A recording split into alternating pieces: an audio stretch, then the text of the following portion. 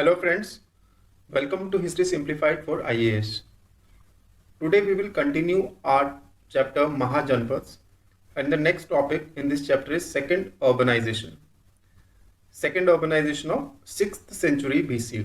तो 6th century BC में जो second urbanization हुआ उसके बारे में हम लोग आज डिस्कस करेंगे। फर्स्ट अर्बनाइजेशन हुआ था इंडस वैली सिविलाइजेशन का और second urbanisation 6th century BC के अंदर गैंजेस प्लेन के अंदर हुआ। तो उसके बारे में हम लोग डिस्कशन शुरू करते हैं। Doab and the western Ganges plain were associated with PGW from 1200 to 400 BC, that means painted grey ware. हम लोग यहाँ पे बात कर रहे हैं about the later Vedic period. Later Vedic period painted grey ware के साथ एसोसिएटेड था। Then the upper Doab with ochre coloured pottery, OCP culture. ये हम लोगों ने चेल्कोलिथिक कल्चर के अंदर इसके बारे में डिस्कस किया था कि गैंजेस प्लेन के अंदर OCP कल्चर उस समय चल रहा था, जो कि इंडस वैली सिविलाइजेशन का कुछ हद तक कंटेम्प्रेरी था और उसके बाद भी ये चलता रहा। और ईस्ट में the cultures were associated with black and red ware, BRW। ये भी एक पॉटरी स्टाइल था जो चल रहा था। और इन तीनों स्टाइल्स को बाद में NBPW, that means northern black polished ware, इस पॉटरी स्टाइल ने इनको सक्सीड किया। So this is from 700 to 200 BC. This northern black polished ware is associated with the second urbanization, that is from 700 to 200 BC. तो NBPW एक तो expensive था और दूसरा हम लोग इसको एसोसिएट भी करते हैं अर्बनाइजेशन के साथ। Then the level of urbanization and reason for urbanization varied. अलग अलग जगह पे अर्बनाइजेशन का लेवल डिफरेंट था। कुछ एरिया ज्यादा अर्बनाइज थे, कुछ रूरल एरियाज ही थे, और कुछ जगह पे अर्बनाइजेशन के रीजंस डिफरेंट हो सकते थे बिकॉज कुछ एडमिनिस्ट्रेटिव सेंटर्स थे, कुछ एक्सचेंज सेंटर्स थे, दे वर इंपॉर्टेंट फॉर ट्रेड, और कुछ रिलीजियस प्लेसेस थे। तो यही हम लोग यहाँ देखते हैं। Some towns were administrative centres, others were religious places, exchange centres. Exchange centres को बोलते हैं निगम, एंड लोकल मार्केट पुताभेदन। तो पुताभेदन बोलते थे लोकल मार्केट को। और centre to river traffic. River traffic का सेंटर था, जैसे कि गंगा के ऊपर Pataliputra was an important centre. लेकिन जब सेकेंड अर्बनाइजेशन स्टार्ट हुआ उस समय पाटलिपुत्र ज्यादा सिग्निफिकेंट नहीं था, लेकिन बाद में वो सिग्निफिकेंस के अंदर आ गया। तो पहले पाटलिग्राम था, देन इट बिकेम पाटलिपुत्र। तो हम लोग आगे देखते हैं। Urban cities of Ganges system were entirely different from Harappan cities. Harappan cities का जो आर्किटेक्चर स्टाइल था वो गंगा प्लेन के अर्बन सिटीज से डिफरेंट था। And fortification of towns show intended demarcation between rural and urban areas. Ganges system की बात कर रहे हैं तो ये चीज जो है हमें हड़प्पन सिटीज के अंदर नहीं दिखाई देती। फोर्टिफिकेशन था वहां पे टाउन्स में, लेकिन वो सिर्फ अपर टाउन का फोर्टिफिकेशन था, and that was not division between the rural and urban areas. Then Harappan cities में जो आर्किटेक्चर स्टाइल था, लाइक टाउन प्लानिंग थी, दैट वाज डिफरेंट। उसमें जो ग्रिड सिस्टम जो हमें स्ट्रीट्स का मिलता है, that was also different from the Ganges system. तो जो टाउन्स गैंजेस सिस्टम के अंदर मिलते हैं उनका आर्किटेक्चर स्टाइल डिफरेंट था। Then the population of urban areas was more diverse unlike rural, where people were connected through kinship और occupation। Rural areas के अंदर किनशिप या ऑक्यूपेशन के साथ कनेक्टेड थे एक दूसरे के साथ, बिकॉज हम लोगों ने देख लिया कि वर्ना सिस्टम धीरे धीरे ज्यादा स्ट्रांग होता जा रहा था। तो इसीलिए ऑक्यूपेशन भी एक इंपॉर्टेंट एक रीजन बन गया जिसकी वजह से पॉपुलेशन एक दूसरे के साथ कनेक्टेड थी, क्योंकि वर्ना सिस्टम ऑक्यूपेशन के साथ कनेक्टेड था। लेकिन अर्बन एरियाज में कुछ ज्यादा डाइवर्सिटी दिखती थी, बिकॉज उसमें क्राफ्ट्समैन के लिए भी ज्यादा ऑक्यूपेशन के चांसेस थे। बट और एक और चीज ये है कि अर्बन एरियाज के अंदर मोबिलिटी भी रूरल एरिया से थोड़ी सी ज्यादा थी। So that is the reason कि डाइवर्सिटी अर्बन एरियाज के अंदर पॉपुलेशन में ज्यादा दिखाई देती है। देन ये कुछ अर्बन सेंटर्स थे, कौशाम्बी, श्रावस्ती, हस्तिनापुर, राजगीर, मथुरा, चंपा, वैशाली, वाराणसी, तक्षशिला, उज्जैन, विदिशा। जो हमने पहले देखा कि अलग अलग रीजन से ये सिटीज डोमिनेंस में आए, तो इनका रीजन क्या है? देख लेते हैं। देखिए जैसे ये वाराणसी की बात करते हैं तो ये रिलीजियस भी था, प्लस ये एज अ टेक्सटाइल के लिए भी इंपॉर्टेंट था। देन तक्षशिला वॉज ऑलवेज, जो ये चीजें इंपॉर्टेंट रही for trade and commerce, and Ujjain was also important for trade and commerce. Vidisha भी ट्रेड एंड कॉमर्स के लिए इंपॉर्टेंट था। Rajgir was a political center. Hastinapur हमेशा से एक पॉलिटिकल सेंटर रहा एंशिएंट इंडिया में। देन मथुरा पॉलिटिकल सेंटर भी था, plus it was also important for trade and commerce. तो हम लोग बता रहे हैं ये चीज because we are talking about why we were saying कि सारे सिटीज अलग अलग रीजन से प्रीडोमिनेंस में आए होंगे। देन कॉजेस देखते हैं सेकंड अर्बनाइजेशन के क्या रहे। Increase in agriculture production and surplus food paved way for other occupations. Urbanization का एक मेजर रीजन, कहीं पे भी अर्बनाइजेशन हुई हो, उसका एक मेजर रीजन हमेशा एग्रीकल्चर रहेगा ही। उसमें सरप्लस फूड प्रोडक्शन हमेशा एक इंपॉर्टेंट रीजन रहेगा, बिकॉज अगर सरप्लस फूड नहीं होगा तो दूसरे ऑक्यूपेशंस को सपोर्ट नहीं मिलेगा। दैट मीन्स कि जितनी कम पॉपुलेशन फूड प्रोडक्शन में रहेगी और ज्यादा सरप्लस फूड वो बना पाएगी, उतना ही अपॉर्चुनिटी बाकी पॉपुलेशन के लिए दूसरी इकोनॉमिक एक्टिविटीज में जाने के लिए रहेगा। Then the wet rice cultivation increase the productivity. ये एक इंपॉर्टेंट चीज हो गई कि जब वेट राइस कल्टीवेशन शुरू हो गया तो प्रोडक्टिविटी भी बढ़ गई। दैट मीन्स कि वो राइस का प्रोडक्शन अब ज्यादा पॉपुलेशन को सपोर्ट कर पाएगा। Then discovery of iron and development of metallurgy resulted in better agricultural tools, expansion of agriculture land and in turn increased crop production. Iron की डिस्कवरी हुई, जो इक्विपमेंट्स थे एग्रीकल्चर में वो बेटर हो गए।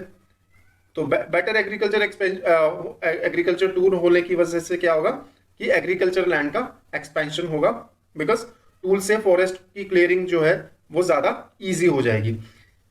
और एग्रीकल्चर में ही इन टूल्स को जब यूज किया जाएगा उसकी वजह से प्रोडक्टिविटी भी ज्यादा बढ़ जाएगी। तो in turn expansion of agriculture and better use of equipments, in total वो आखिरी में क्या करेगा, क्रॉप प्रोडक्शन को इंक्रीज कर देगा। Then development of metallurgy brought improvement in artisan skills. Metallurgy में इंप्रूवमेंट हुई, उसकी वजह से आर्टिसन स्किल्स में भी इंप्रूवमेंट होगी और उससे क्या हुआ, अच्छे प्रोडक्ट्स बनने लगे। तो अच्छे प्रोडक्ट्स बने, उसकी वजह से एक तो क्राफ्ट्समैनशिप को भी बढ़ावा मिला एंड सेकेंडली उसने एग्रीकल्चर को भी बढ़ावा दिया। एंड देन तीसरा, वेपनरी में भी इंप्रूवमेंट हुई होगी इससे। Then the establishment of stable Achaemenian Empire in Persia gave boost to trade and commerce। Persia के अंदर Achaemenid Empire प्रीडोमिनेंस में आई और जब वो डोमिनेट करने लग गई उधर के पॉलिटिकल सिस्टम को, उसने हेल्प किया कि ट्रेड एंड कॉमर्स को बढ़ावा देके। जब भी कोई स्टेबल गवर्नमेंट आती है तो उसकी वजह से ट्रेड एंड कॉमर्स को हमेशा बढ़ावा मिलता है, इकोनॉमिक एक्टिविटी ज्यादा बढ़ती है। Then increase in popularity of Shramanic religions gave approval to trade and commerce and sea voyages। Shramanic religions जब इंडिया में इनका इंपॉर्टेंस बढ़ा, we are talking about Jainism, Buddhism, Ajivikas, ये सारी श्रमणिक रिलीजन की कैटेगरी में आती है। ये अनऑर्थोडॉक्स रिलीजन्स थी जिन्होंने ब्राह्मणिकल जो सिस्टम था, जो आइडियाज थे, उनको इन्होंने चैलेंज करना शुरू किया था। ब्राह्मणिकल आइडियाज में ट्रेड एंड कॉमर्स को बढ़ावा नहीं दिया जाता था और सी वॉयजेस के ऊपर भी प्रतिबंध लगाए हुए थे। तो सी वॉयजेस को वो लोग डिस्करेज करते थे। लेकिन जब बुद्धिज्म और जैनिज्म ये इंपॉर्टेंट हो गए तो इन लोगों ने सी वॉयजेस को भी बढ़ावा दिया एंड इन टर्न इनको भी मर्चेंट्स ने इनको पैट्रोनाइज किया। तो इस तरीके से श्रमणिक रिलीजन की वजह से भी ट्रेड एंड कॉमर्स और सी वॉयजेस को बढ़ावा मिला। ठीक है। Then coming to trade and commerce, East West trade accelerated due to movement of Greek army in Western Asia and Iranians towards India।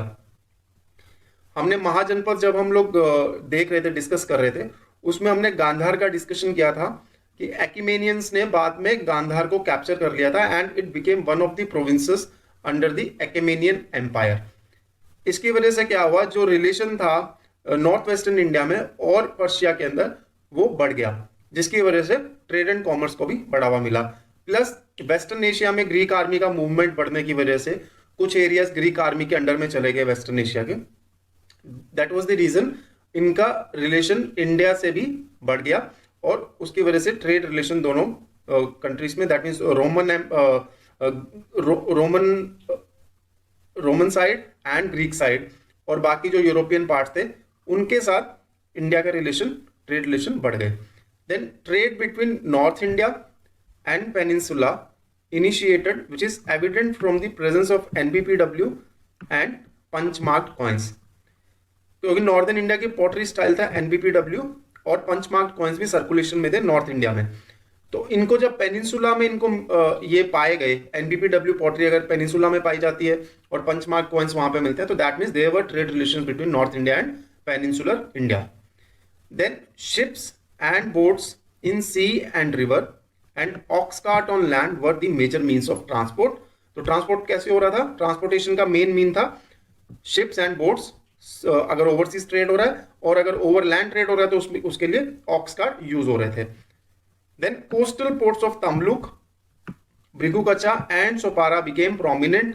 Tamluk Tamralipti जो पोर्ट है इन वेस्ट बंगाल, ये बहुत इंपॉर्टेंट था. देन भृगुकच्छा जो आज भरूच एरिया है गुजरात में, and Sopara it was near Mumbai, ये वाले कुछ मेन कोस्टल पोर्ट्स थे उस समय के. Then Vaishali, Champa, Pataligram and Rajghat emerged as major river ports.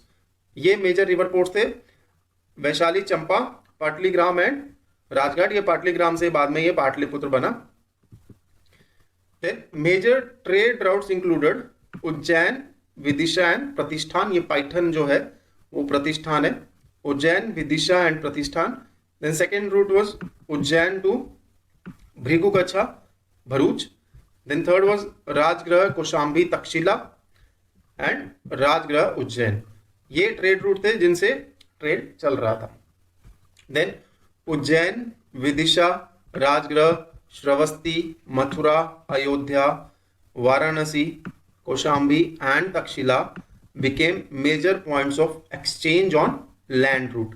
तो लैंड रोड के ऊपर उज्जैन, विदिशा, राजगृह, श्रावस्ती, देन मथुरा, अयोध्या, वाराणसी, कौशाम्बी एंड तक्षशिला, ये सारे इंपॉर्टेंट सेंटर्स बन गए, मेजर पॉइंट्स ऑफ एक्सचेंज बन गए. तो ये सिटीज हमने थोड़ा सा ये पहले जब हम लोग 16 महाजनपद देख रहे थे तो थोड़ा सा इनका रेफरेंस भी उसके अंदर आया था. Then usury promoted trade. तो मनी लैंडिंग जब शुरू हो गई तो मनी लैंडिंग की वजह से ट्रेड को भी बढ़ावा मिला. However it was opposed by the Brahmans. तो ब्राह्मण्स ने इसको ओपोज किया, लेकिन जो हम लोग श्रमणिक रिलीजन्स की बात कर रहे थे तो उन्होंने यूसुरी को प्रमोशन दिया, मीन्स एनकरेज किया उस चीज को. तो उसको फॉरबिड नहीं करने की वजह से यूसुरी चलता रहा एंड इसने ट्रेड को भी बढ़ावा दिया. Then the Setthis emerged as a strong social group who were financiers और bankers. Financiers और bankers आने की वजह से क्या होगा? It will promote the trade because जो essential capital है that will be provided by these bankers. Then the trade got boost with the emergence of guilds which were headed by जेठका और सेठी. गिल्ड आने की वजह से और ट्रेड ऑर्गेनाइज्ड हो गया और ये हेड कर रहे थे जेठक या Sethi. Then it seems that much of the long route trade consisted of luxury items like perfumes, muslin, rugs, ivory, gold, silver, etc. India से शायद परफ्यूम, मुस्लिन और रग्स, आइवरी, ये सब जो है एक्सपोर्ट हो रहा था और गोल्ड एंड सिल्वर इंडिया की तरफ इंपोर्ट हो रहा था. तो ये मेजर ट्रेड जो आइटम्स थी उस समय मेजरली लग्जरी आइटम्स ही लॉन्ग रूट में यूज हो रही थी.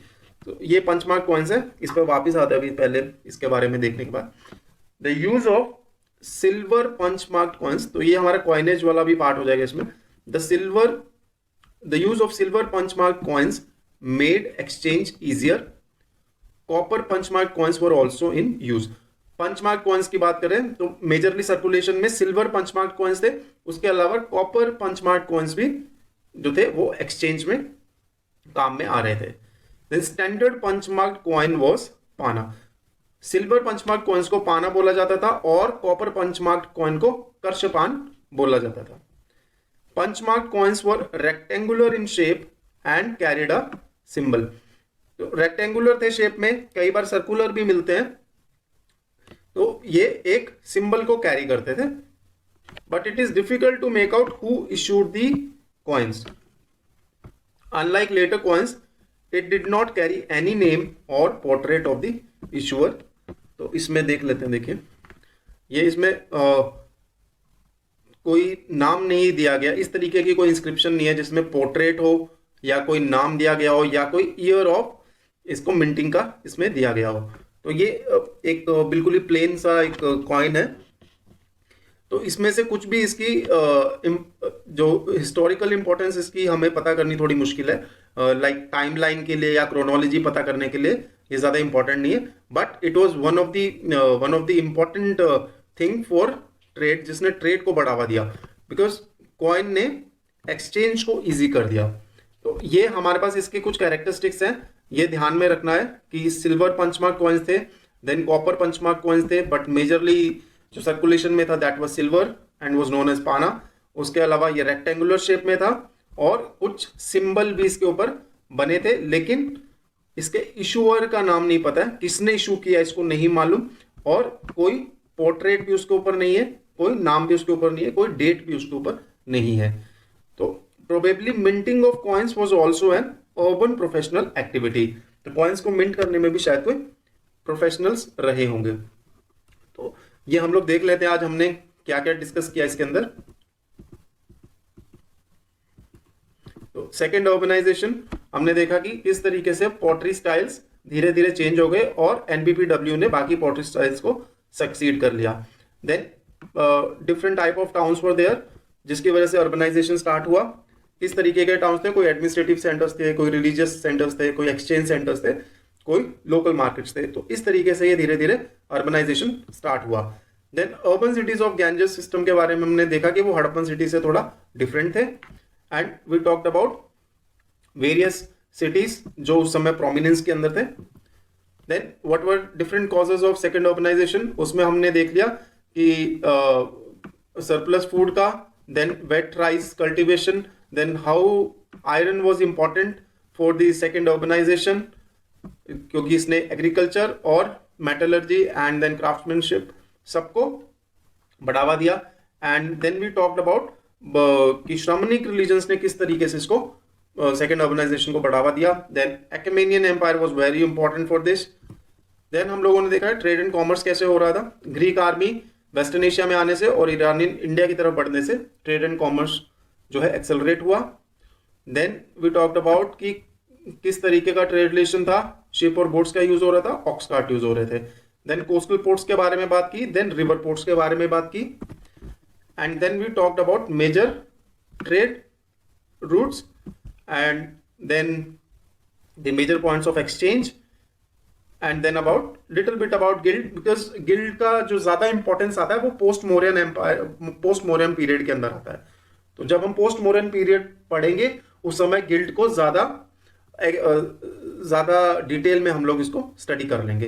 Then we talked about punch marked coins. तो पंच मार्क कॉइन्स के बारे में हमने थोड़ा इसमें देख लिया कि अगर इसमें कोई क्वेश्चन आता है तो हम इजीली पंच मार्क कॉइन्स के क्वेश्चन को हम लोग आंसर कर पाएंगे। So that's all for today. और इसके बाद हम लोग राइज ऑफ मगध करेंगे। So thank you very much for now and have a very nice day.